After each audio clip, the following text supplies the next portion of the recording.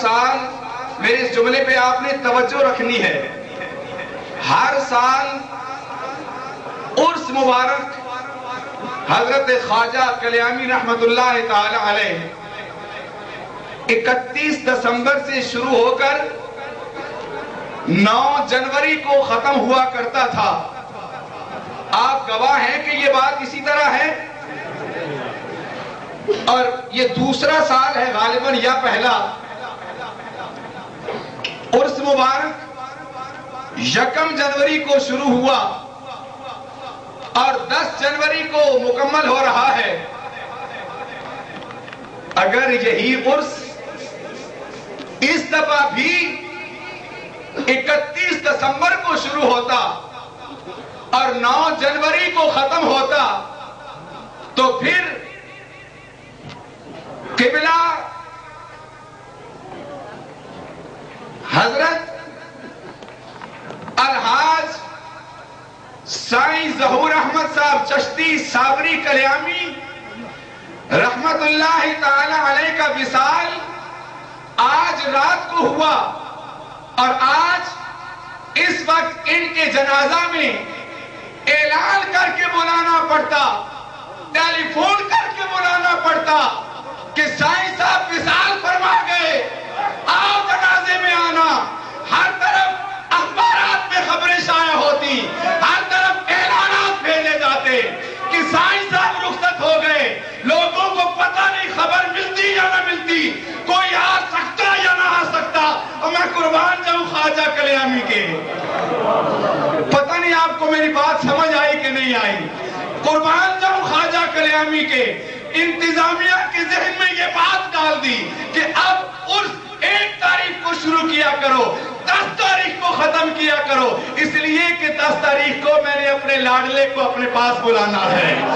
اگر یہی عرس کل ختم ہو جاتا، اونٹوں والے اونٹ لے کر چلے جاتے، قوالیوں والے اپنے سازندے لے کر چلے جاتے، مہمان اپنے گھروں کو رخصت ہو جاتے، ہر کوئی تھکا مارا ہوتا، شاید واپسی کا دل نہ کرتا، ہمت نہ پڑتی، تھکاوٹ ساتھ نہ دیتی، مگر خواجہ کلیامی کی بارگاہ پہ صدقے اور واری جاؤں، سب کو پرجوش حالات میں ارے بھرے میلے میں اپنے لاڈلے کا جنازہ کرا لیا ہے۔ بھرے یہی تو نسبت ہے، یہی تو نسبت ہے۔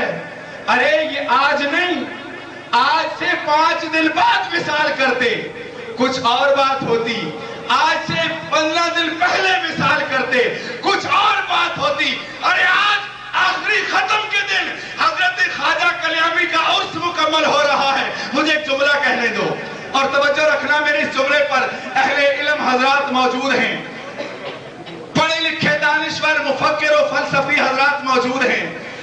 عرس خوشی ہی کو تو کہتے ہیں، عرس خوشی ہی کو تو کہتے ہیں۔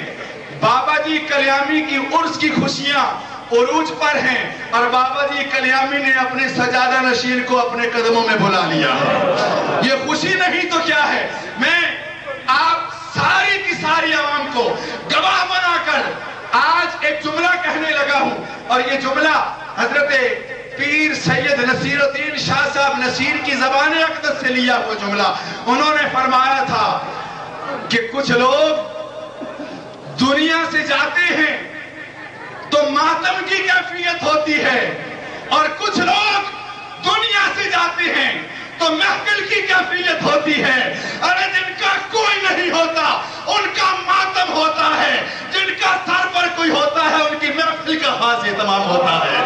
ارے مجھے کہنے دو، ان ہستیوں کے سروں پر کسی کا واقعی ہاتھ موجود ہے کہ ایسا موقع؟ دیکھیے ایک جملہ عرض کر رہا ہوں، یہی حضرات پچھلا عرس گزرا، پورے عرس کی تیاریاں مکمل ہونے کے بعد اپنے ایک پہلو